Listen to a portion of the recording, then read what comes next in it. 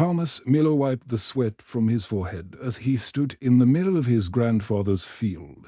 The morning sun was just beginning to rise, casting long shadows across the dried corn stalks that swayed weakly in the gentle breeze. At 45 years old, Thomas had spent his entire life working this land in rural England, just as his father had done before him, and his grandfather before that. But today, as he looked out over the struggling crops, everything felt different. Everything felt like it was falling apart. The drought had been merciless this year. Week after week of blazing sun with no rain had turned the once green fields into a patchwork of brown and yellow. Thomas had watched helplessly as his crops withered and died, taking with them any hope of making enough money to keep the farm running. The bank letters had started arriving 3 months ago, each one more urgent than the last. The red word final notice seemed to burn into his mind every time he saw them. Thomas kicked at a clump of dry dirt, watching it crumble and blow away in the wind. His grandfather had built this farm with his own hands, clearing the land, stone by stone, planting the first crops with nothing but determination and hope. 3 generations of Miller men had worked this soil, had called this place home. And now it looked like Thomas might be the one to lose it all. The sound of the farmhouse door creaking open broke through his thoughts. His daughter Lucy appeared in the doorway, her 17-year-old face lined with worry that seemed far too old for her ears. She had stopped talking about university months ago, even though it had been her dream since she was a little girl. Thomas knew she understood their situation without anyone having to explain it to her. "Dad, there's another letter," Lucy called out, her voice heavy with the weight of unspoken fears. Thomas felt his stomach drop. Another letter could only mean one thing. He walked slowly back toward the house, his worn boots crunching on the dry earth with each step. Every sound seemed too loud in the morning stillness, as if the world itself was holding its breath inside the kitchen. His wife Emma sat at the old wooden table they had bought when they first got married, her nurse's uniform was wrinkled and stained from another long night shift at the village clinic. She had been working extra hours for months now, coming home with her hands raw from constant cleaning and her feet aching from standing all night. The letter lay unopened between them on the table, like a small white bomb waiting to explode. Emma looked up at Thomas with tired eyes. "Maybe we should consider Mr. Peterson's offer," she said quietly, her voice barely above a whisper. "The developers are offering good money for the land, more than we could make farming in the next 10 years. Thomas shook his head firmly, even though his heart was breaking. "This farm has been in our family for 3 generations, he said, his voice growing stronger with each word. "My grandfather built this place with his own hands. He cleared every field, planted every tree around the house. I can't just sell it so someone can tear it all down and build another shopping center." Lucy sat down beside her mother, her young face serious, and said, "But Dad, what if we lose everything anyway?" She asked, "What if the bank takes it all and we end up with nothing?"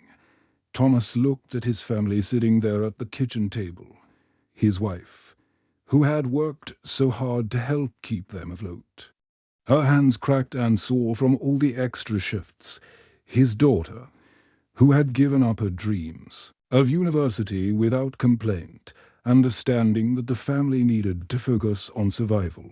He felt the weight of their struggles pressing down on his shoulders like a heavy blanket, but somewhere deep inside his heart, in a place that the drought and the bills and the worry couldn't touch, Thomas still believed that things could get better. They had to get better. His grandfather had faced hard times too, and he had never given up. His father had struggled through difficult seasons, and he had found a way forward. The Miller family had always found a way. "We'll find a way," Thomas said, though his voice shook slightly with emotion. "We always do. This family doesn't give up, and we're not going to start now." That night, after Emma had gone to bed exhausted from another long shift, and Lucy had finished her homework at the kitchen table, Thomas walked through his fields one more time. The moon was full and bright, casting silver light across the struggling crops. He stood there in the silence, looking up at the stars, and whispered a prayer for a miracle he wasn't sure would come. But still, he hoped. Thomas Miller's eyes opened before the first light of dawn touched the horizon. This had been his routine for as long as he could remember, waking up early to check on his fields before the day truly began. The air outside was crisp and cold, making his breath visible in small puffs as he stepped out of the farmhouse. Despite all his worries about money and the bank meeting scheduled for next week, Thomas still felt a sense of peace in these quiet morning moments. He walked slowly through his fields, his boots leaving prints in the dew-covered grass. The crops looked better in the soft morning light, though he knew that was just his imagination trying to make him feel better. The drought damage was still there, the brown patches where his corn should have been green and healthy. Thomas was thinking about what he would say to the bank manager when he heard something strange. It was a low groaning noise, unlike anything he had heard before. The sound was coming from the far corner of his wheat field, where the land dipped down toward the old oak tree that had stood there since his grandfather's time. Thomas felt his heart begin to race as he hurried toward the sound. Something was wrong, very wrong. What he found when he reached the corner of the field made him stop in his tracks and stare in complete shock. A small airplane had crashed into his field during the night. The white and blue plane sat at an odd angle, one wing twisted and broken, the other buried deep in the dark earth. There was a long furrow in the ground where the plane had skidded to a stop. Torn up grass and dirt scattered everywhere. Thomas ran toward the cockpit, his mind racing. He peered through the cracked window and saw a woman in her 30s slumped over the controls. She was unconscious, her body limp and still. Blood trickled from a cut on her forehead, and her leg was bent at an angle that made Thomas wince. She was breathing, but each breath seemed weak and shallow. "Emma!" Thomas shouted as loud as he could, his voice carrying across the quiet fields toward the house. "Emma, come quickly. Bring your medical bag." Within minutes, his wife came running from the house, still wearing her nightgown, but carrying the emergency medical kit she always kept ready for her nursing job at the village clinic. When Emma saw the crashed plane, her eyes widened in shock and disbelief. "Oh my goodness," she whispered, then immediately shifted into her professional mode. "Help me get her out," she said firmly. "But we need to be very careful. Her leg might be broken, and we don't know what other injuries she might have." Working together, Thomas and Emma gently lifted the unconscious woman from the cockpit. She was well dressed in expensive clothes, and Thomas noticed she wore jewelry that looked like it cost more than he made in a year. But right now, none of that mattered. Right now, she was just someone who needed help, and Thomas couldn't turn away from anyone in need. That simply wasn't who he was. They carried her carefully to the farmhouse, Emma supporting her head while Thomas held her legs in the guest bedroom. Emma cleaned the blood from the woman's forehead and examined her injuries. The cut wasn't too deep, but Emma was worried about the head injury. She set the woman's broken leg as best she could, wrapping it tightly with bandages and making a splint from pieces of wood. Later, Thomas went back to the crash site to look for any clues about who the woman might be. Her purse had scattered across the field when the plane hit the ground. He found some cash, a few credit cards, and some papers, but nothing that clearly showed her name or where she came from. The plane itself was too damaged to give him any useful information. "Will she be okay?" Lucy asked, peeking round the bedroom door where the woman lay sleeping.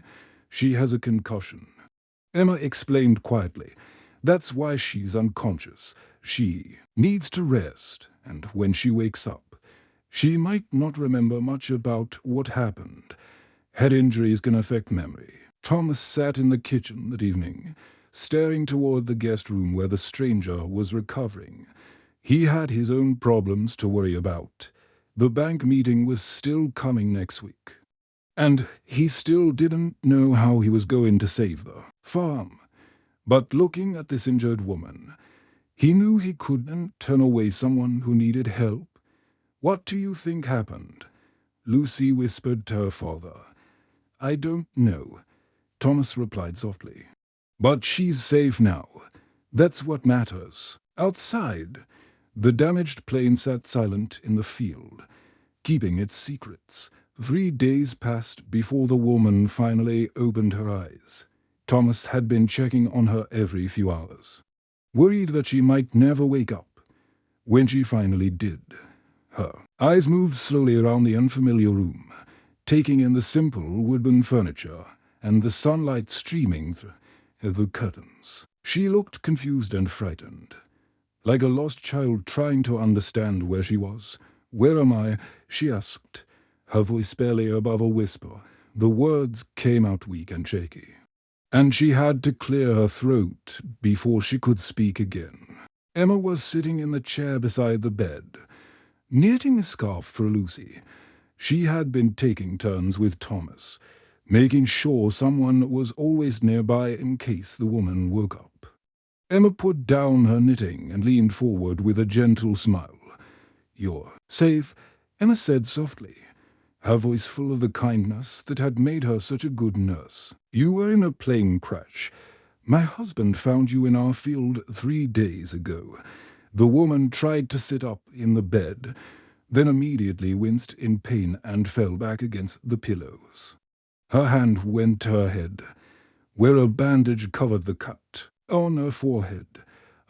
I can't remember anything," she said, her voice growing more frightened. "What's my name? How did I get here? I don't remember a plane crash." Emma reached out and gently touched the woman's hand. "You have a concussion," she explained patiently. "That's an injury to your brain from hitting your head. Memory loss is completely normal with this type of injury. The doctor said your memory should come back gradually as you heal." Since the woman couldn't remember her own name, they had found no identification in the wreckage. The Miller family decided to call her Grace. It seemed like a good name for someone who had survived such a terrible accident. Over the following weeks, Grace slowly began to recover her strength, despite her broken leg and the bandages on her head. She insisted on helping round the farm whenever she could. "I may not remember who I am," Grace said one morning as she helped Emma fold laundry, "but I know I want to help you. You people saved my life when you didn't have to. The least I can do is try to be useful." Thomas was amazed by how much Grace seemed to know about farming. Even though she couldn't remember where she had learned it, she suggested better ways to water the crops that would use less water but keep the plants healthier. She helped him plan which vegetables to plant next season, explaining which ones would grow best in their type of soil. She even knew tricks for keeping pests away from the crops without using expensive chemicals. In the evenings, Grace would sit at the kitchen table and help Lucy with her homework. She was especially good at math and science, and she told funny stories that made them all laugh until their sides hurt.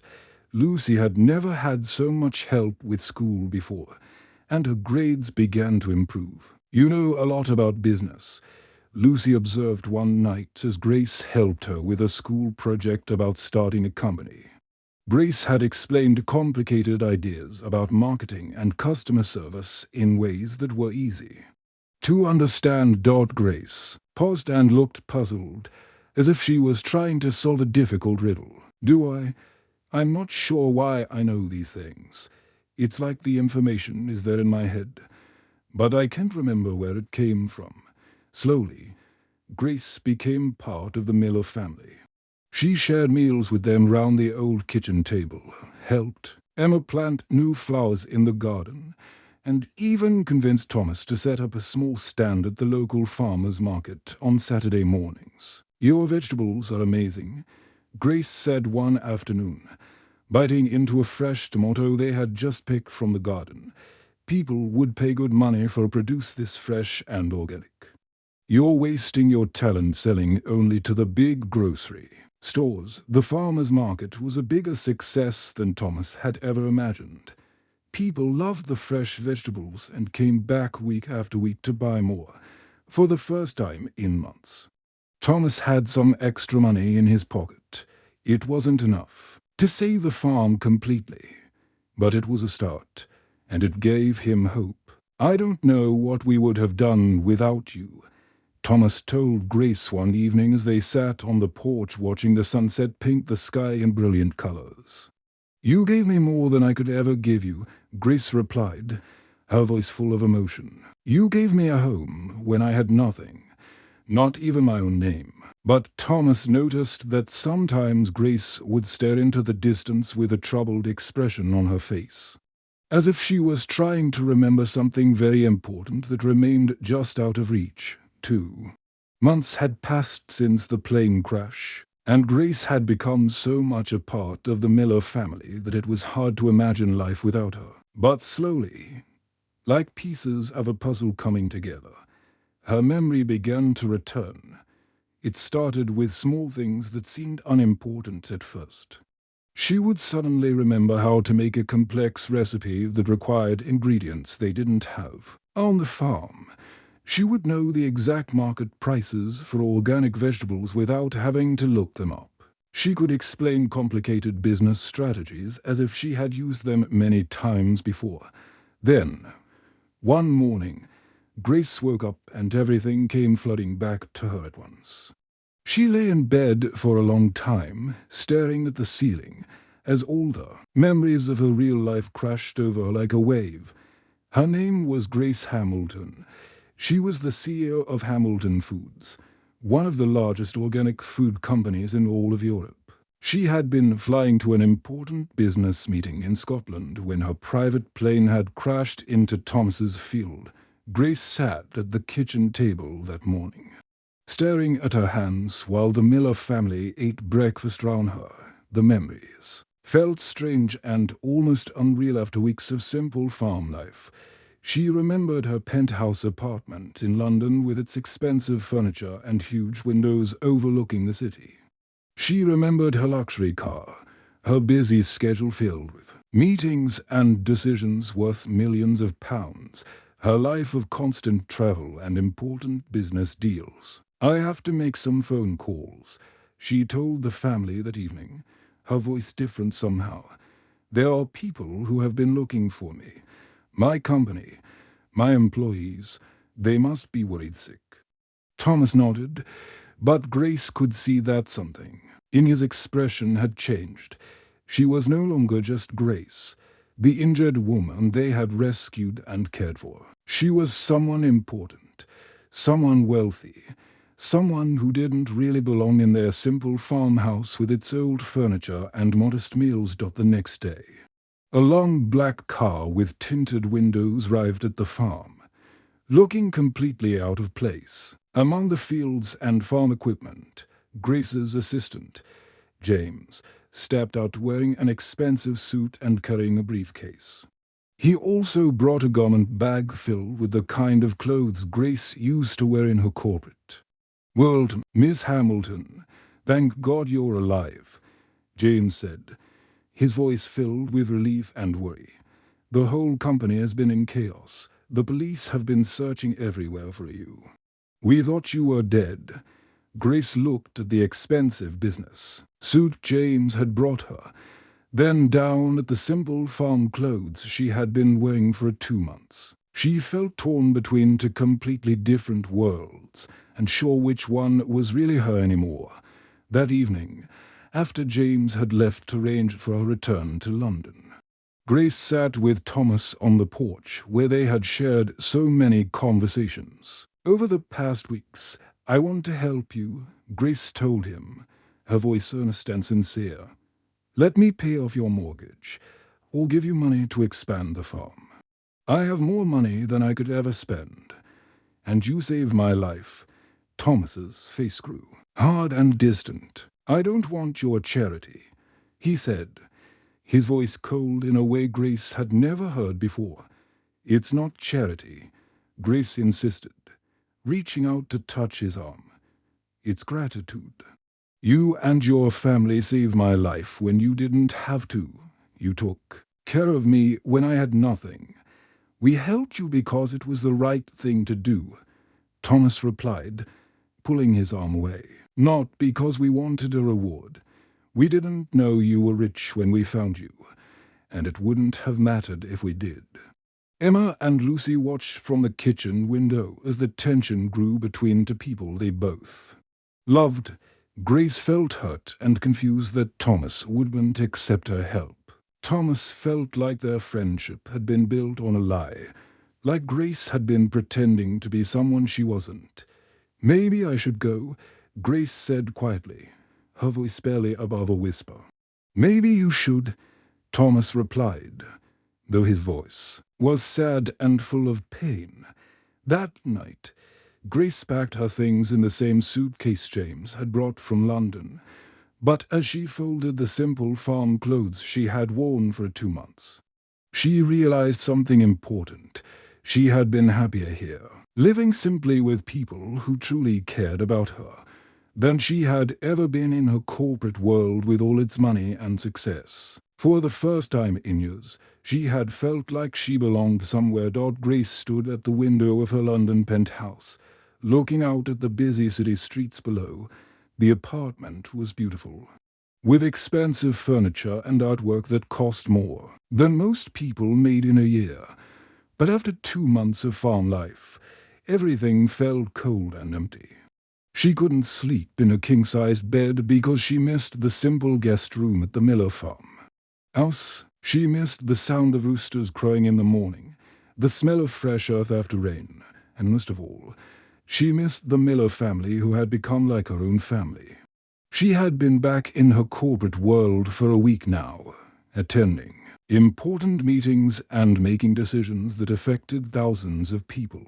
But every time someone gave a presentation about organic farming, she thought about Thomas's expertise and passion. Every time she tasted the expensive food in fancy restaurants, she remembered the simple meals Emma cooked with vegetables straight from their garden. Every time she saw young executives working late, she thought about Lucy studying at the kitchen table, dreaming of university. Finally, Grace made a decision that surprised even herself. She got into her car and drove back to the farm. But this time she came with a completely different proposal. She found Thomas working in his vegetable garden, his hands dirty from planting new seeds. The sight of him there, so focused and content, made her heart feel warm in a way her corporate success never had. "I don't want to give you charity," she told Thomas, who looked up in surprise when he heard her voice. "I want to offer you a business partnership." Thomas stood up slowly, brushing the dirt from his hands on his work pants. He looked confused and a little suspicious. "What kind of partnership?" he asked carefully. "My company needs reliable suppliers of organic vegetables," Grace continued, her voice growing more excited as she explained her idea. "You have the best produce I've ever tasted in my life. What if Hamilton Foods contracted with Miller Farm as our exclusive supplier for this entire region?" Thomas stared at her for a long moment. "That would be business?" he asked, as if he couldn't quite believe what he was hearing. "Pure business," Grace said firmly. "You'll grow the vegetables using all the skills you already have. We'll buy them at fair market prices that will give you a good profit. Everyone benefits. No charity, no handouts, just two people working together as equal partners." Emma and Lucy came out of the house when they heard voices, their faces hopeful but cautious. They had missed Grace too, but they weren't sure what her return meant for their family. "There's more," Grace said, her excitement growing. "I want to start a program to help other small farms in the area. We could create a cooperative where everyone can share knowledge and resources, farmers helping farmers. Just like your grandfather would have wanted." Thomas looked at his fields, then at his family, then back at Grace. For the first time in months, he could see a real future for the farm. "You really think this could work?" he asked. "I know it can work," Grace said with complete confidence. "I've seen what you can do with your own hands and your own knowledge. And I've learned something important during my time here. The best business happens when people truly care about each other." 6 months later, Miller Farm was thriving in ways Thomas had never imagined possible. The partnership with Hamilton Foods had not only saved the farm, it had created jobs for several neighbors who now helped with planting and harvesting. Lucy had received a scholarship to study agriculture at university. Her dreams finally within reach. Emma had been able to reduce her hours at the clinic so she could help manage the farm's growing business. Grace visited every month, sometimes staying for weeks at a time. She had found something on the farm that all her corporate success had never given her. She had found a sense of purpose and belonging that money couldn't buy. "You know what I realized?" Grace said one evening as they all sat on the porch, watching the sunset paint the sky in brilliant colors over the healthy green fields. "What's that?" Thomas asked, leaning back in his chair with a smile. "I thought I was successful because I had money and power," Grace said thoughtfully. "But real success is having people you care about and work that truly matters to the world." Thomas smiled, remembering his grandfather's words. "My grandfather used to say that the best crop you can grow is hope." Grace looked at the thriving farm, the happy family, and the community they had built together.